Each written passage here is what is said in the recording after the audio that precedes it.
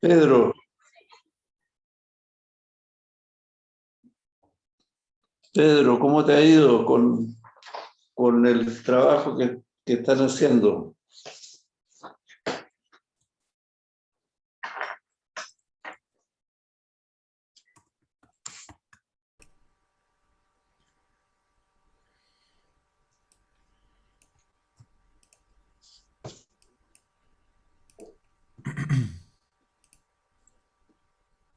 Pedro, Sí, ¿tenemos alguna duda? Perdón, es que sí, tenía, sí, sí, disculpa, eh, sí, está bien. tenía malo el audio. Eh, Nosotros estamos haciendo un de Baumax y queríamos saber, hay que agarrar un proyecto y presentar ese proyecto como con todo, qué hacen los... a ver, Sí, pero mira, no es necesario que esté muy completo lo que a ustedes les parezca más interesante y en ese caso de Baumax, yo creo que lo interesante son los métodos de fabricación y la conexión entre paneles, digamos, ¿eh? ya, perfecto. Ahora, un proyecto específico podría ser, pero lo que alcancen a hacer, si es más bien para tener material para compartir observaciones y experiencias, y Ya, que ustedes perfecto. se aproximen a un caso. Ahora, el grupo que tú estás trabajando, ¿cuántos son, Pedro? Somos dos. Dos, ya. Sí, Y tú, somos dos. Luis Cárcamo, hay dos Luis, Nosotros somos tres profesores. ya. Sí. Y Luis Pérez, Somos tres. o sea, ahí ya tendríamos ocho. Ya, ocho alumnos. Oye, ¿y van a asistir ustedes al seminario que les invitó, les sugirió Eduardo? Sí. Yo no me he inscrito, pero me voy a inscribir ahora para asistir. Ya. En particular a Bueno, ti, Pedro, trata de asistir y hacer preguntas, porque parte de la persona de Baumax. Ah, sí, buenísimo.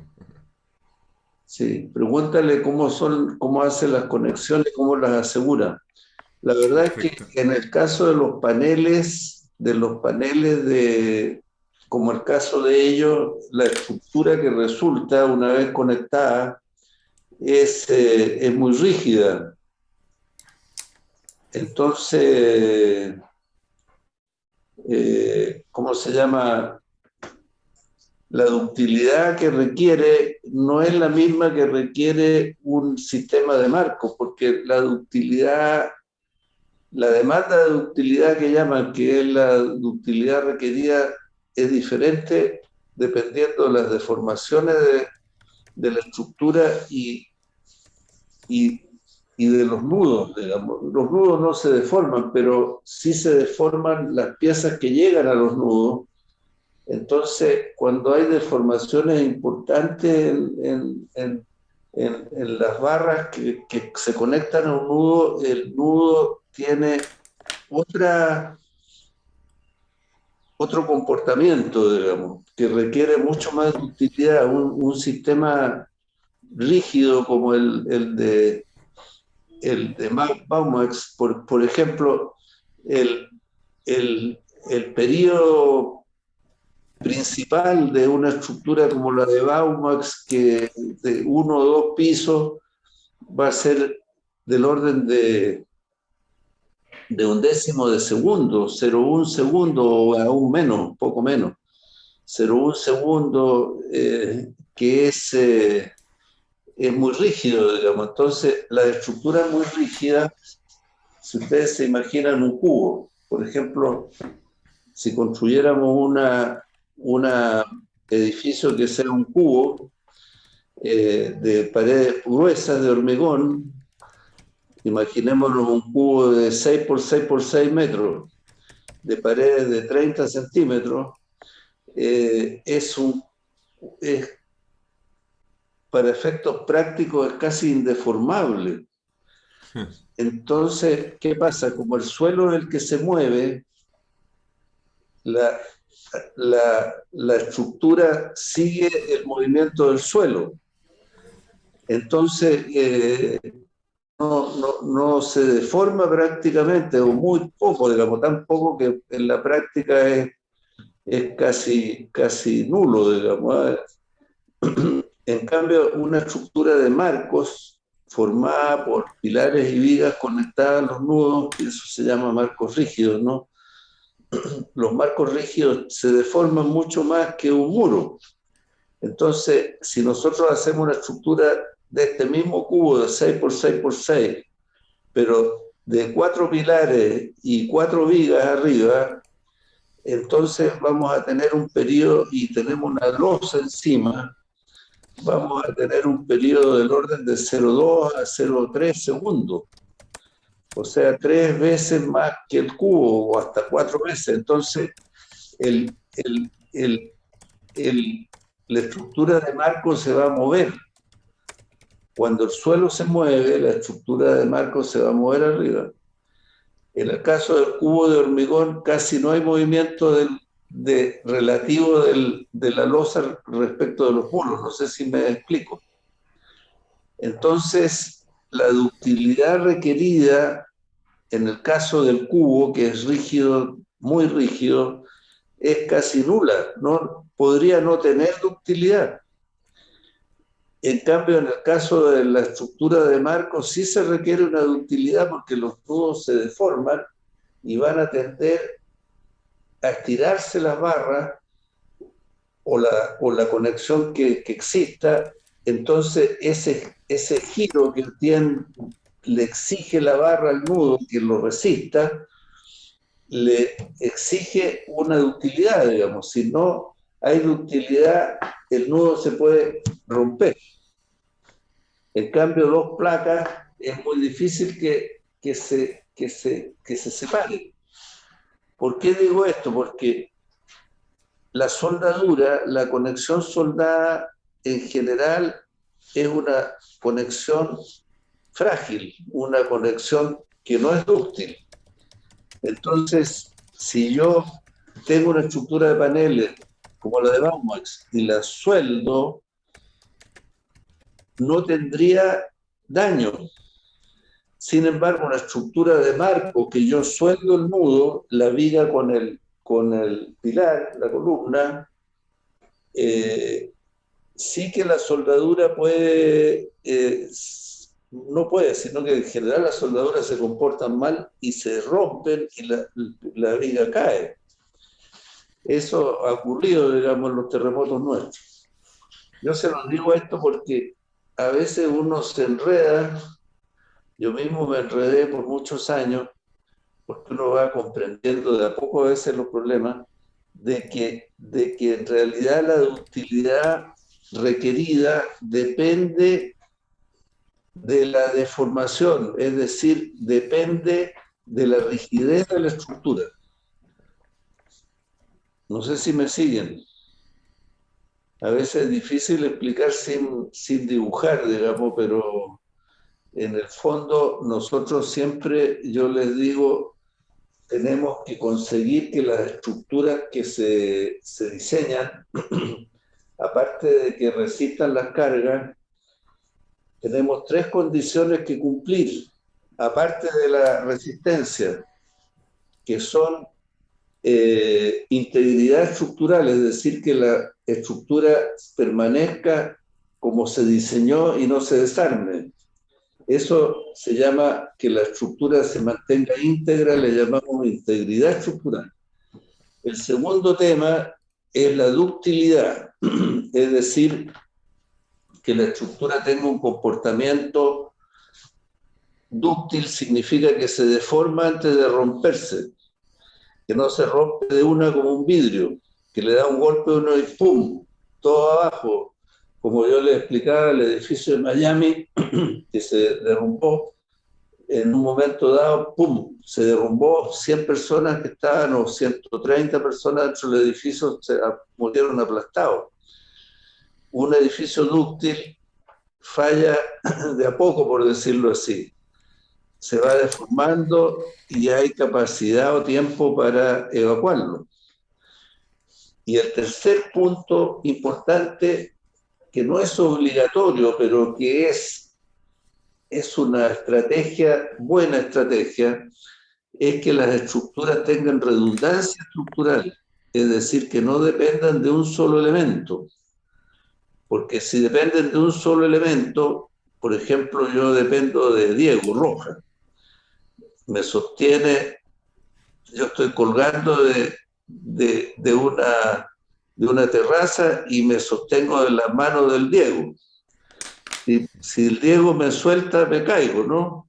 Es distinto si además me afirmo con Sebastián, ¿no? Tengo dos brazos afirmados. Si falla un brazo, tengo el otro.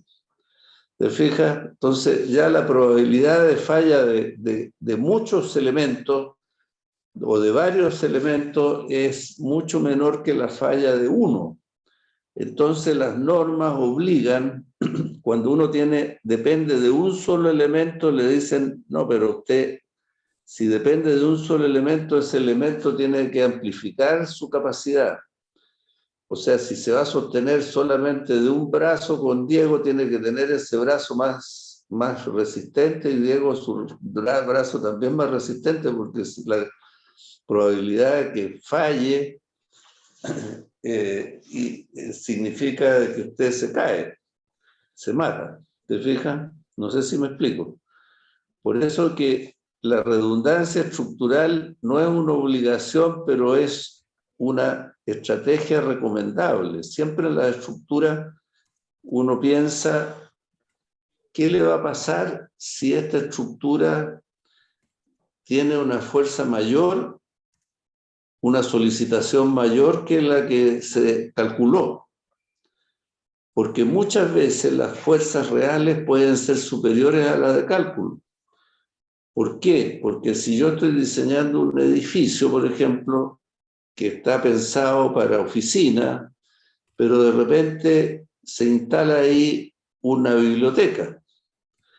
Entonces, la biblioteca puede significar una carga de uso, sobrecarga de, qué sé yo, de 500 kilos por metro cuadrado o más. Y la carga de uso de oficina de 250 kilos. Entonces, las solicitaciones son muchas veces, no siempre, pero muchas veces son superiores, sea por mal uso o sea por la condición sísmica. La condición sísmica es una cuestión bien compleja porque no sabemos cómo va a ser el sismo que va a ocurrir.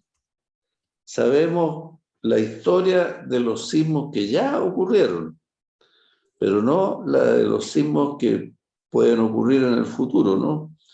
Entonces, nosotros usamos la norma, pero además de la norma tenemos que usar el criterio, porque la norma, ¿qué dice la norma? Dice, usted para calcular o para diseñar al sismo tiene que tomar solicitaciones mínimas las que salen aquí, pero son esas mínimas.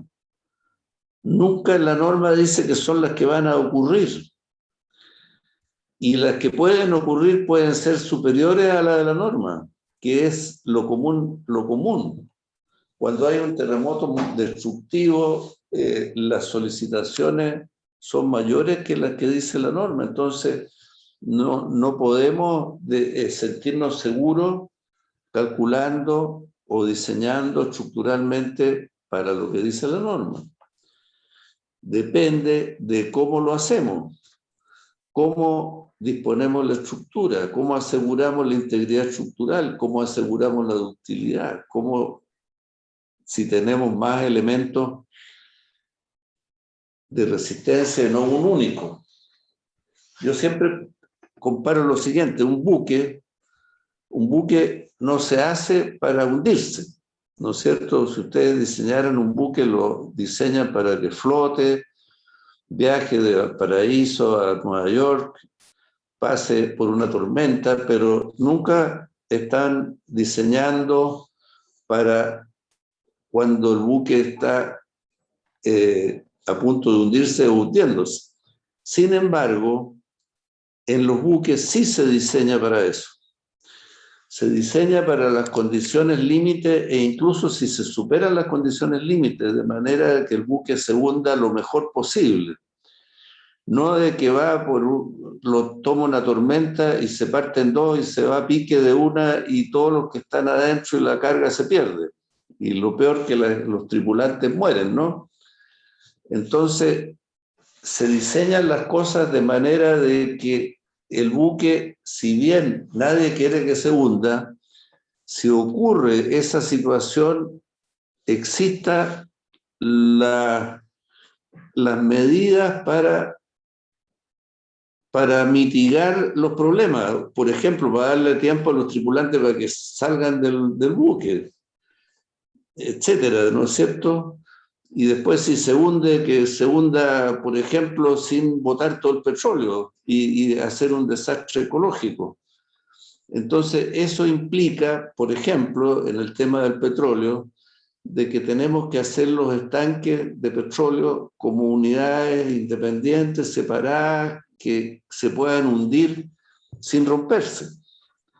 Es una condición que debemos tomar. En las estructuras tenemos un problema en el diseño de que hasta el día de hoy se diseñan para una situación límite y no para situaciones mayores que los límites, que debería ser una obligación, especialmente en el caso del sismo. Ahora, la norma establece algunas medidas que apuntan en ese sentido, de que el buque no se hunda en la mejor forma. La norma contiene mucha experiencia, además de los coeficientes o parámetros de cálculo. Entonces, por eso yo les digo, hay que aplicar el criterio y ustedes tienen que tener claro de que el uso de la norma o la aplicación estricta de la norma no asegura que el edificio se va a comportar adecuadamente.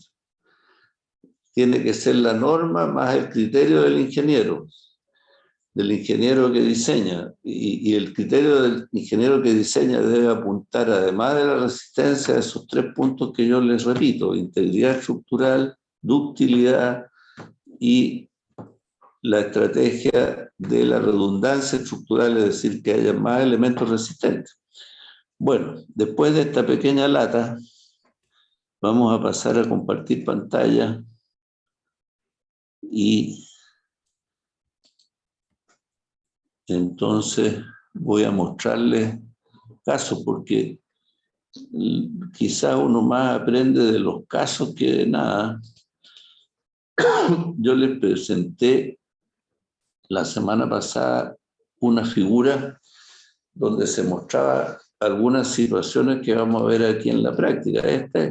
Esto que vamos a ver es una cosa quizás antigua para ustedes, porque esto se debe haber hecho hace unos 20 y tantos años, o sea, quizás no habían nacido algunos de ustedes, que es la Costanera Norte, ¿no? El túnel falso, que ya se llama túnel falso porque parece túnel, pero que se construye sobre la superficie y después se rellena, que está frente a la Costanera Andrés Bello de Providencia, ¿no?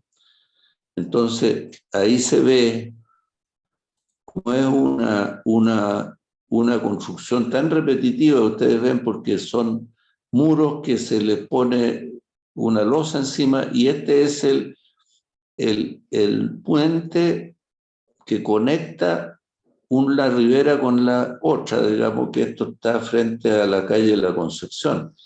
Yo esta foto la tomé cuando se estaba construyendo desde un edificio donde iba a una reunión, y desde la ventana se veía cómo era la obra. Ustedes ven una gran grúa. Nosotros en el prefabricado dependemos para determinar los tamaños, los pesos de los equipos que podemos contar, digamos, porque yo podría imaginar una estructura que pese 1000 toneladas y no hay grúas de 1000 toneladas.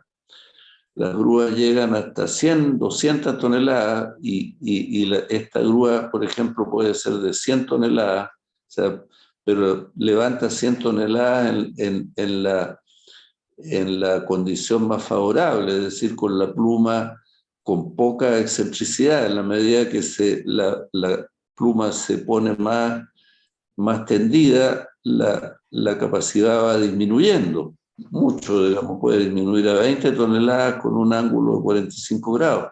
Las grúas tienen una tabla de capacidades que uno debe conocer. Ustedes ven ahí, hay una grúa de gran capacidad y de gran alcance, y aquí una grúa más chiquita, ¿no? Que estas grúas son más corrientes. Aquí se ve lo que les hablaba yo, los muros y arriba una tapa. Ahora, los muros se hacen en sitio.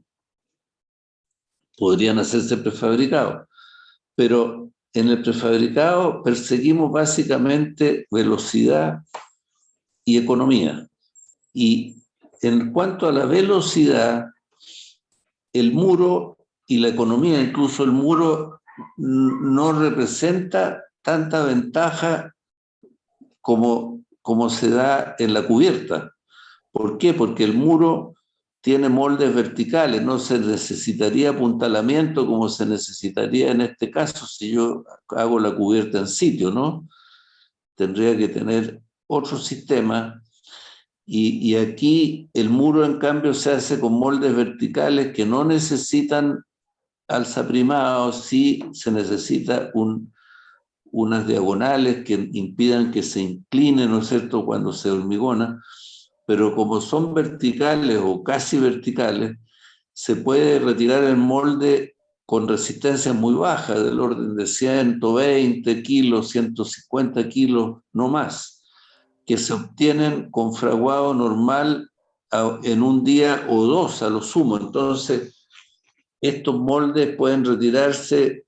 Si yo hormigono el lunes, lo puedo retirar el molde el miércoles. Y si uso un hormigón de fraguado rápido, si hormigono el lunes, puedo retirar el molde y desplazarlo el martes. O sea, si hormigono el día martes, mañana miércoles estoy moviendo el molde.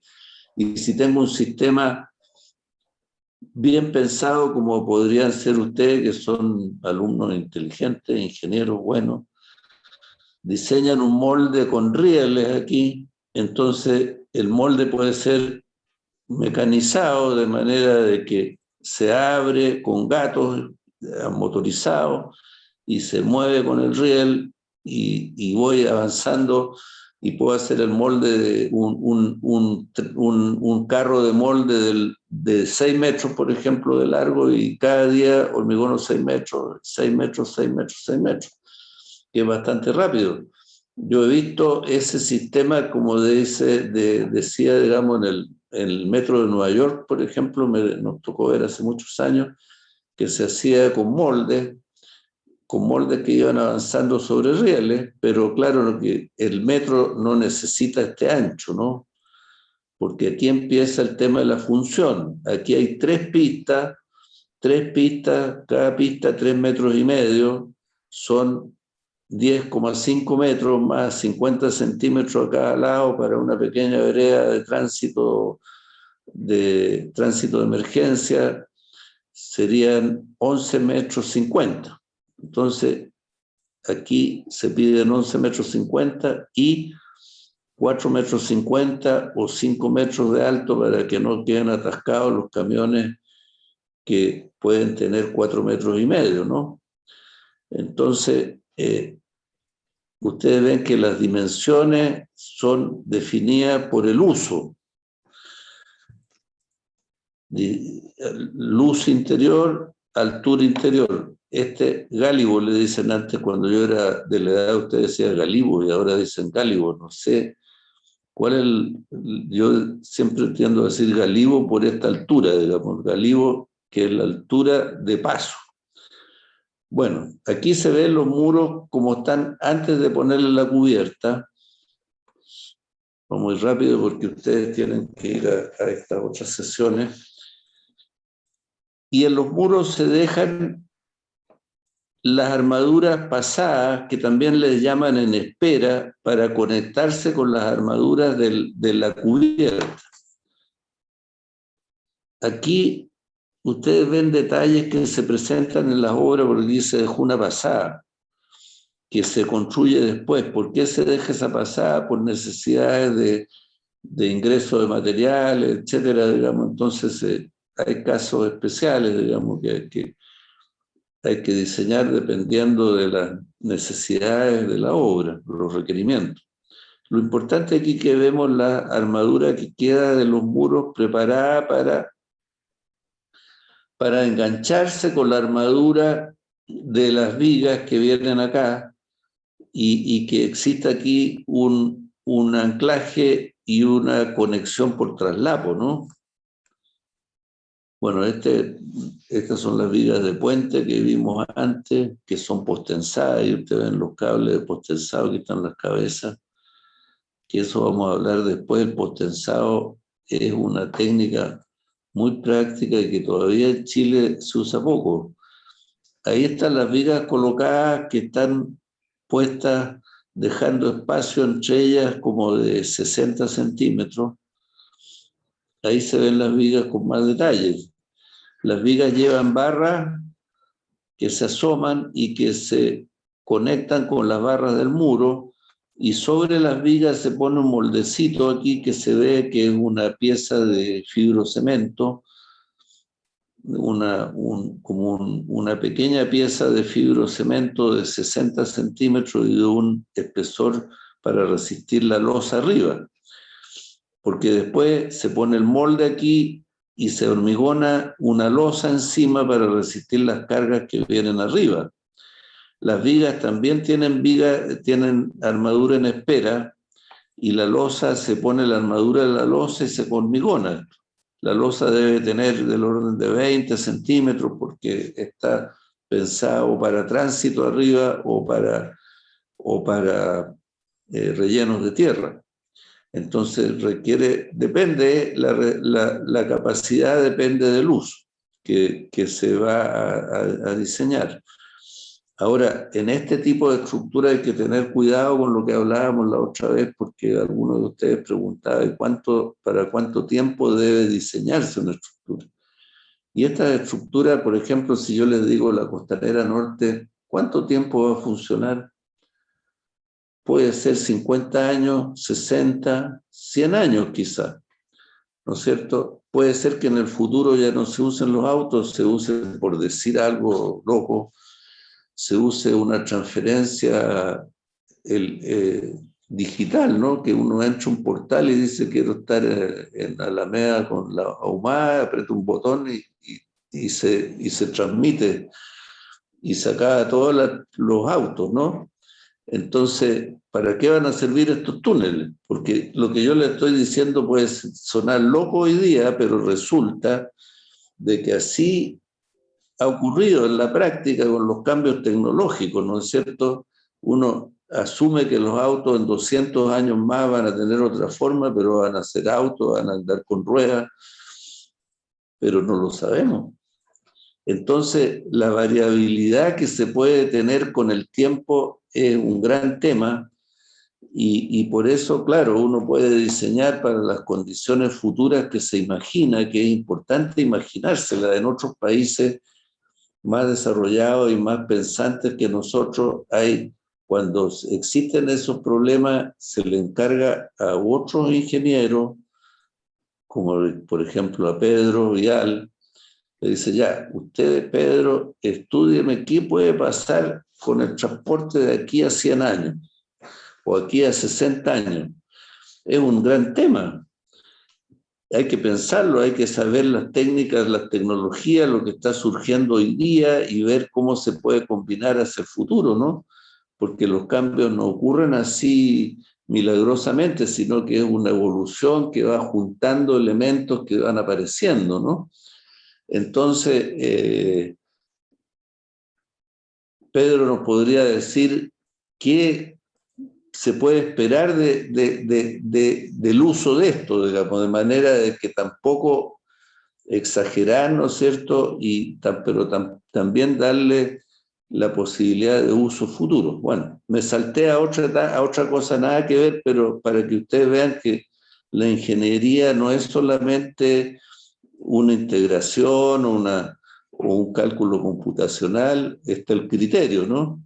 Y ese criterio hay que tenerlo y mirar bien para los lados y que no digan, es que este es un ingeniero cuadrado que le enseñaron a mirar solamente para adelante y no mira para los lados. ¿Ah?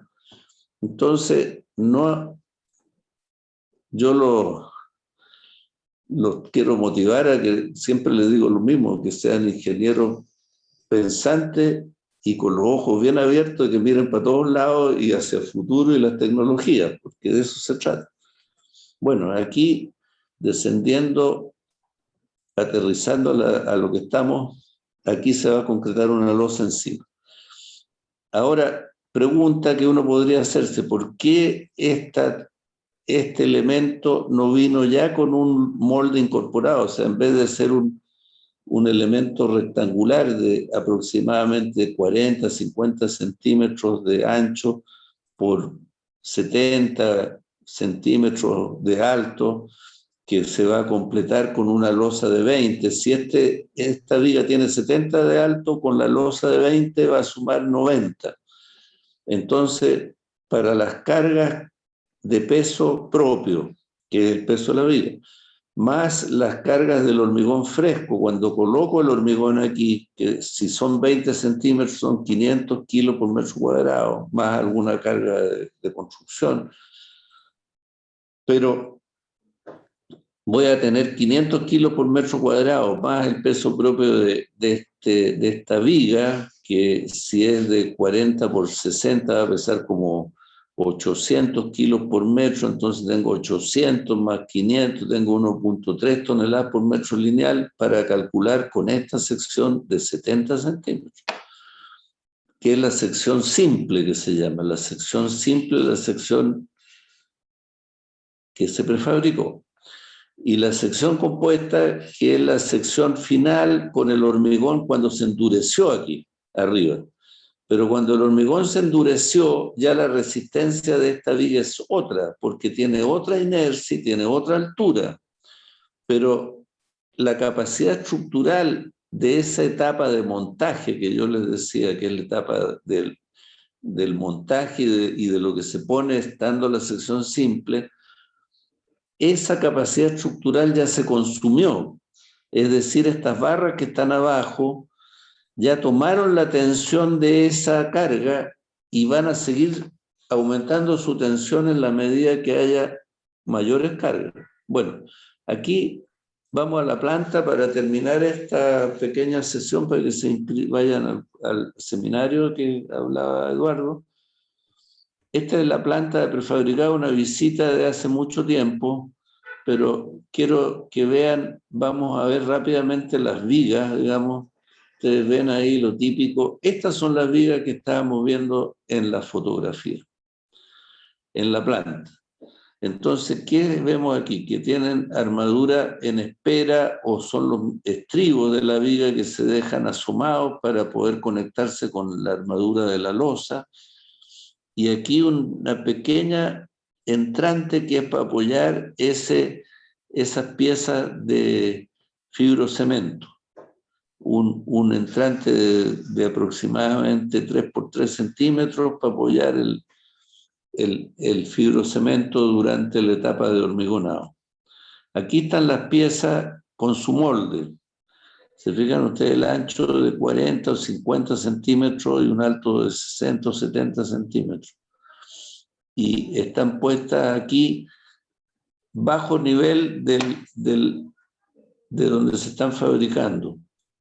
No sé si hay una fotografía, después vamos a ver por qué se hizo bajo nivel. ¿Por qué? Porque están bajo techo aquí la fabricación y por acá circulaba el camión betonera, que en este caso se compraba el hormigón fuera, entonces que pudiera con la misma canoa del camión betonera cargar los tres moldes.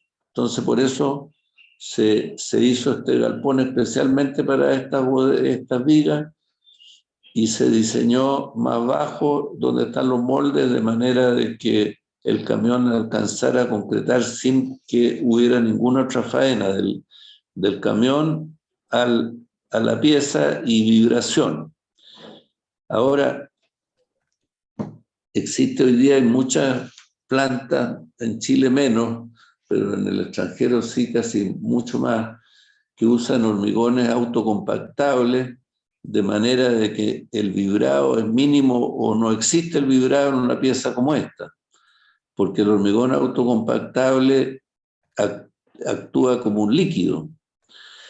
Para que actúe como un líquido hay que tener una dosificación bien especial, de manera de que no se trata de que sea líquido echándole agua, porque eso significa aumentar la cantidad de cemento y tiene un lote de problemas prácticos como excesivo de retracción, agrietamiento, etc. O sea, son dosificaciones bastante más trabajadas. Aquí está la viga con las barras que sobresalen. No hay barras importantes arriba porque las barras de arriba se colocan en terreno, que son las que toman el momento negativo en el nudo entre el muro que veían ustedes y esta viga. Y ustedes ven el extremo de la viga que se dejó rugoso, que es para que tenga mejor amarre o se adhiera mejor con el hormigón en sitio. Después en obra se humedece, esto se moja, pero esta terminación rugosa ayuda mucho. Ahora, esta terminación rugosa, ¿cómo se consigue? Colocando un desmoldante retardador de fraguado en esta parte, que puede ser un papel también que viene con el desmoldante, el retardador, como he visto en otros lugares. Aquí en Chile no existe de comprar práctico eso. Entonces se pinta con un desmoldante que es retardador de fraguado y después cuando se saca del molde se bota con agua a presión o con arenado, pero ahí se ven las vigas que se van a ir a terreno y aquí les ven ustedes que los moldes están más bajos porque el camión pasa por aquí, el camión betonera, que ustedes han visto tantas veces, que es, ¿ves? Que descarga directamente sobre los moldes, pero para eso, como este ángulo tiene que tener un mínimo para que el hormigón resbale, entonces por eso se requería ese desnivel. Pero ustedes ven cómo se van encadenando las condiciones de diseño. Después tiene que salir hacia afuera. Aquí las dimensiones de las piezas son factibles de llevar sin tener un transporte especial. Ahí se ve la planta con muchos otros elementos que vamos a ver.